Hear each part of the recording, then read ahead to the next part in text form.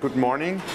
I would like to start the session about treatment in prostate cancer, and my topic is low-risk prostate cancer. What is the right choice for me?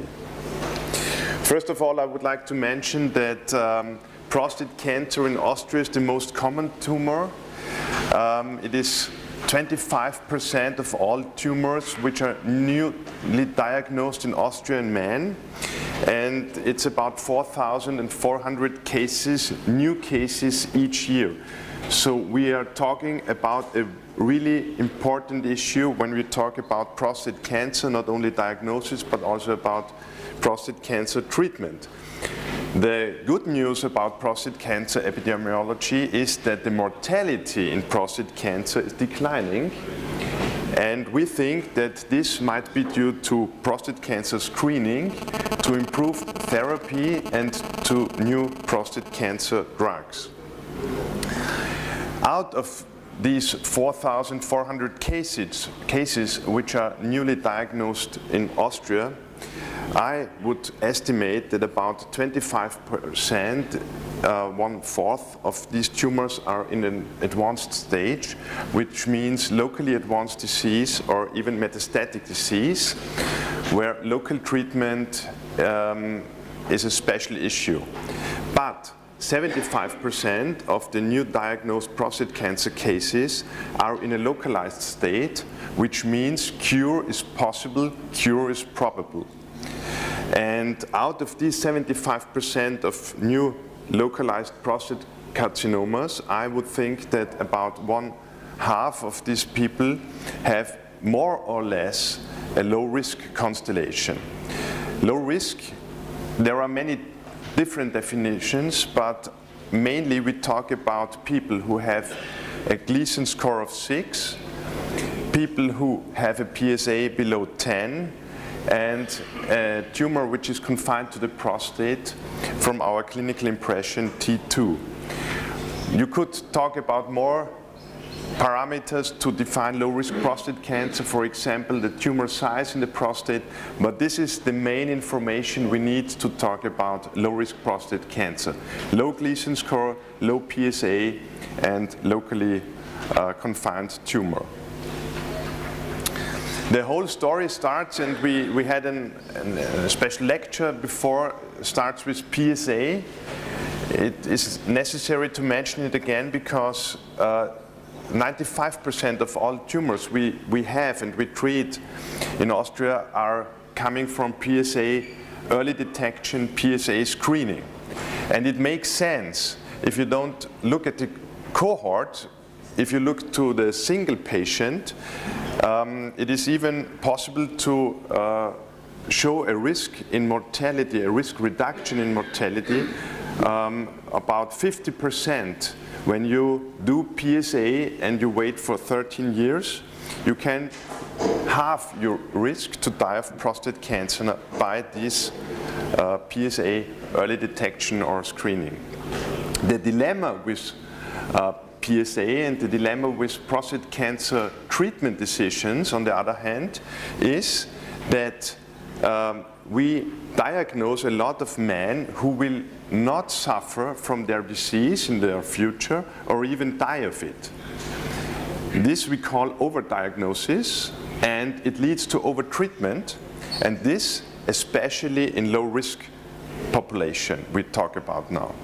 And according to the Schröder group, who made the European screening study, the risk of overdiagnosis and overtreatment in low-risk population is up to 50%. So we have to be very careful to make the right decision and the right choice in low-risk prostate cancer patients before we treat them or we do any kind of surveillance.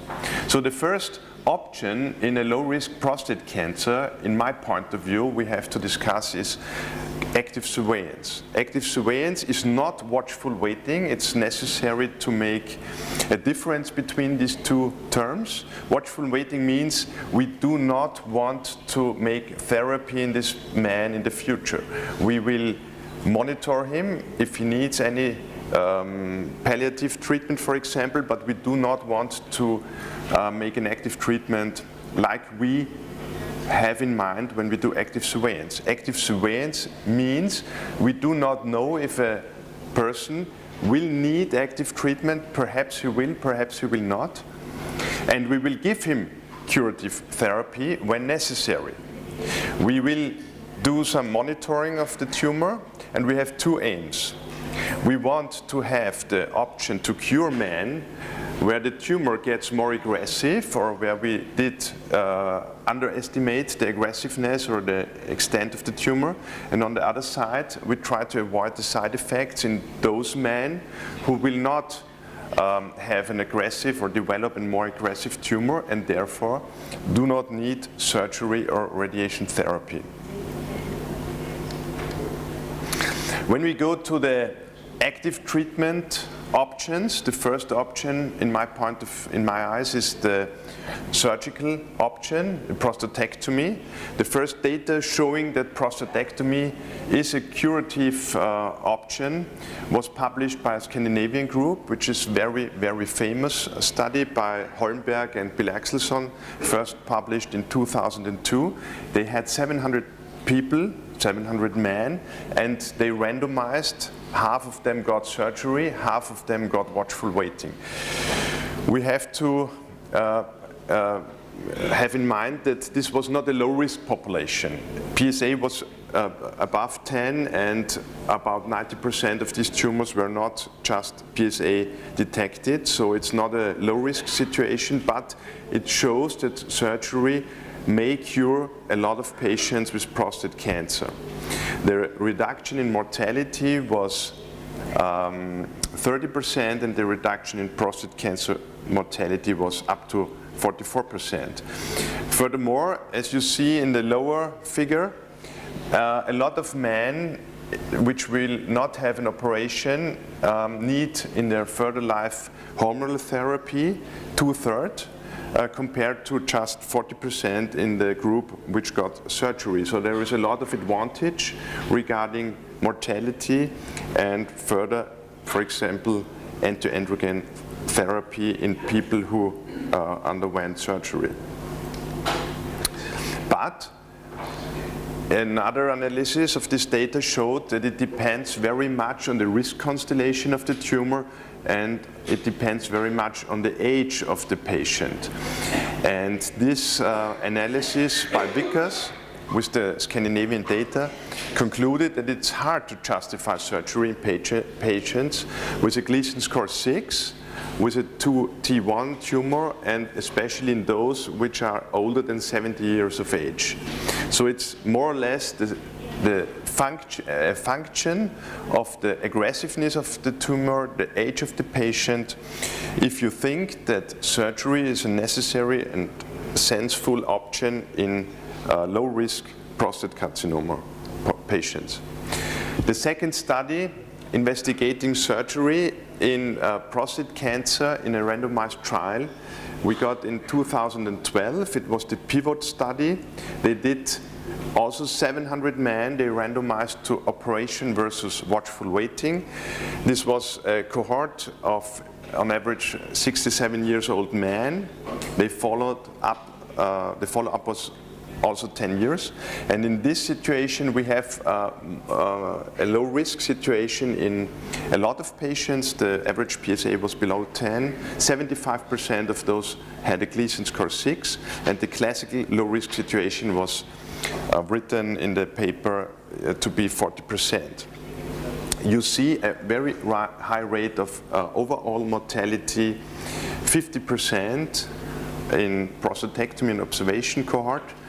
So no difference. You see no difference in the prostate cancer mortality, 5.8 versus 8.4%, but you see an advantage in people who underwent surgery regarding bone metastasis. The incidence was just half as high in people who did only get watchful waiting. So we have perhaps in a low-risk situation not a prostate cancer risk reduction, but a reduction in severe side effects such as bone metastasis. The second treatment option in people who do not undergo active surveillance and who need or want active treatment is radiation therapy. To my knowledge, there is no study showing radiation therapy in a randomized trial in a low-risk cohort, but we have more or less of a randomized trial in a locally advanced cohort. This is also a Scandinavian paper, and they randomized almost 900 people to an oral anti-androgen versus anti-androgen plus radiation therapy, and they showed a reduction in prostate cancer mortality reduced from 24% in the anti-androgen arm versus 12% in the medication plus radiation therapy arm. The details of how to do radiation therapy, how to deliver it, for example, in a form of brachytherapy, I did not bring in my talk because Dr. Goldner will discuss on it later in detail. The third option, I started with this because of the high incidence of overtreatment and overdetection, low-risk prostate cancer patients, but now I would like to show the data, is active surveillance, which means the patient has a low-risk constellation. He does not get active treatment at the first moment, but we will monitor him, and if there is any worsening of his parameters, he can get surgery or radiation therapy. The largest and the most popular study showing the active surveillance strategy was published in Canada. The latest publication from this cohort is 2 years old, and they published almost 1,000 people, 67 years on average age, and you see that the prostate cancer specific mortality after 10 and 15 years is just 2% and 6%, so it's a very low risk to die of this disease. You see that 80% are living alive after 10 years, so the risk of dying of a competing cause is 10 times higher than dying of prostate cancer, and you see that you have a high chance to stay in the active surveillance arm. 2/3 of the people are under active surveillance after 10 years, which means no side effects such as impotence or urinary incontinence. So what is the right choice for me? Should I undergo surgery, radiation therapy, or active surveillance? It's hard to find the best way for your patient, and so I would like to come to PROTECT, which was published last year, and PROTECT was the first trial in the world which randomized these 3 options to people who we today consider as mainly low-risk population. The cohort derives of its own screening population. They screened 80,000 English men. From these 82,000 men, they made a prostate cancer diagnosis in almost 3,000 men, which means 3.5%. Of these 3,000 people, 92% got a localized prostate cancer diagnosis, and 62% of this underwent randomization to one of the 3 options. The average age was 62. PSA was low, 4.6 nanogram per ml. 77% had a low Gleason score. 76% had a tumor which was not palpable. And the first time we have a randomization, operation, radiation, and as they called it, active monitoring. Follow-up was again 10 years. So the first slide shows the oncological results. On the right side, on top of the slide, you see the prostate cancer mortality in the three options, and the mortality is just 1%. So it's very, very safe option in this cohort to start, for example, with active monitoring. The total mortality in all 3 arms was 10%. In the figure below on the right side, you see that the freedom from progression was comparable with radiation versus surgery, but was lower in people who started with active monitoring, and the active treatment was able to reduce metastatic disease in 50% of people who got active treatment. It was necessary to do 9 treatments, surgery or radiation, to avoid one clinical progression. And what is also important to mention is that more than half, so it's 55% of men who started with active monitoring got a conversion to active treatment over the course of 10 years. So a very high chance of needing any form of active therapy, even in this low-risk situation. The problem with PROTECT, from my point of view, was that active monitoring in this study was not delivered as we today do active surveillance. It was a high rate of conversion to active treatment due to the wish of the patient or the doctor. It was not defined how they decided on this point. They did not re-biopsy in the cohort of active monitoring. They did just PSA and rectal examination, and then it was triggered to do some further examination like biopsy or, for example, MRT. So I think that active monitoring, as shown in the PROTECT trial, is not applicable in our today practice of how to do active surveillance. And my personal opinion is that active monitoring as done in this trial with the high rate of conversion to active treatment is not a highly attractive decision. What are the results regarding potency, continence, bowel, bladder, and general health-related quality of life? So they did the second publication last year from the PROTECT trial. The follow-up was 6 years, and they had the information of about 85% of all men. And you see on the left side the results regarding how many PETs the patient needed in the course of 6 years. You see that radical prostatectomy had the worst curve.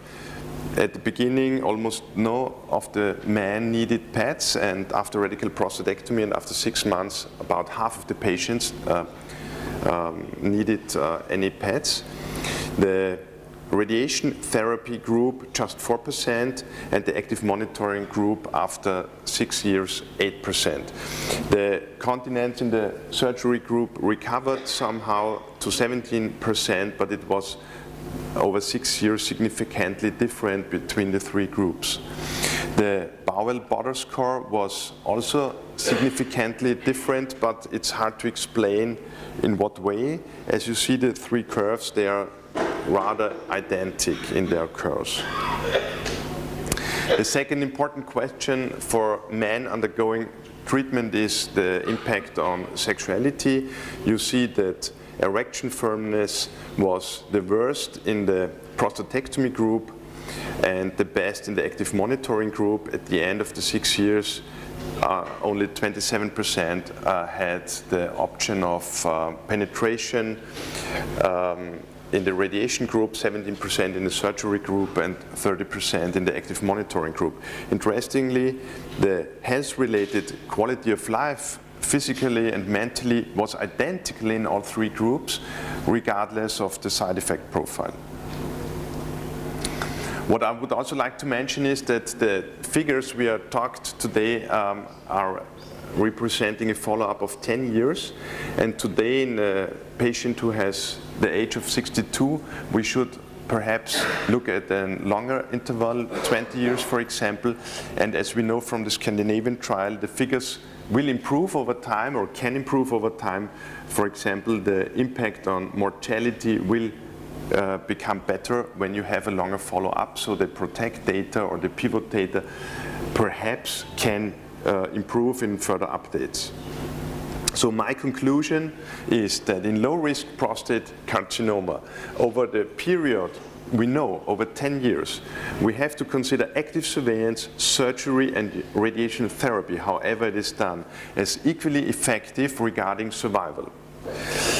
I think that there is the risk of a higher rate of metastatic disease in people who do not start with active treatment. That has to be in our mind when we counsel patients. But I'm convinced that active surveillance is a necessary strategy today and well established, because we have this problem with overdiagnosis and overtreatment. Regarding the PROTECT trial, the first study randomizing to the 3 options, I think that the active monitoring arm is very difficult to explain to the patient, because today we do it in a different way as it was done in England. It does not apply to the current standards as also recommended in current guidelines. But we can take the pictures of the side effect profile to show our patient what will happen after surgery, radiation, or active monitoring. My personal approach is that I do not advocate for active surveillance in very young patients. The discussion which kind of active therapy is a very personal one, and what I did not bring today and what I do not recommend outside of studies is all the alternative options such as HIFU. Thank you very much.